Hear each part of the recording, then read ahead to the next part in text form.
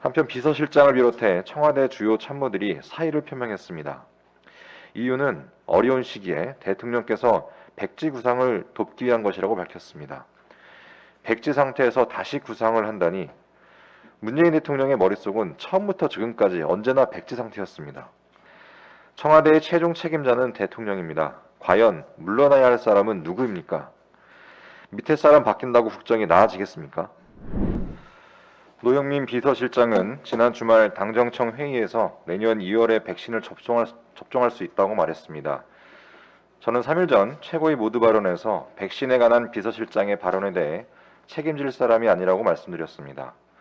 당시 국무총리도 백신 접종 시기에 대한 확언을 피했는데 역시나 비서실장의 발언은 더욱 신빙성을 잃게 되었습니다.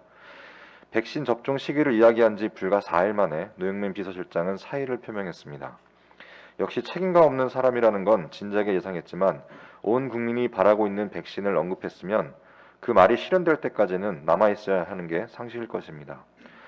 말만 던져놓고 청와대를 떠나는 비서실장의 무책임한 태도에 국민은 또다시 불안감을 느낍니다. 도대체 정부의 코로나 백신에 관한 내용은 누구의 말을 들어야 하는 건지 답답하기만 합니다. 한편 비서실장을 비롯해 청와대 주요 참모들이 사의를 표명했습니다. 이유는 어려운 시기에 대통령께서 백지 구상을 돕기 위한 것이라고 밝혔습니다. 백지 상태에서 다시 구상을 한다니 문재인 대통령의 머릿속은 처음부터 지금까지 언제나 백지 상태였습니다. 그렇지 않고서는 지금의 나라 상태를 말로 설명할 수 없을 것입니다. 광화문 대통령, 소통 대통령을 자처한 대통령께서는 나라에 문제가 발생할 때마다 오히려 보기가 힘들었습니다.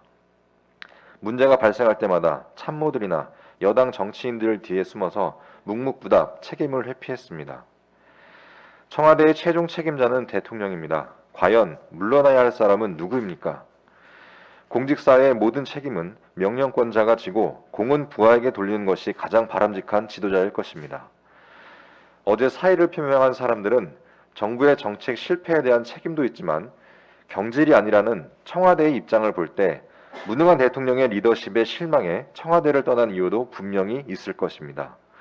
그동안 수많은 참모들이 사의를 표명할 때마다 쿨하게 놔주지 못하는 대통령의 모습이 참 애처롭습니다. 밑에 사람 바뀐다고 국정이 나아지겠습니까? 2020년 한 해의 마지막 날입니다. 무엇이 문제인지 대통령께서 본인 스스로 한 해를 잘 돌아보시고 새해에는 국민 앞에 당당한 대통령이 되시길 바랍니다.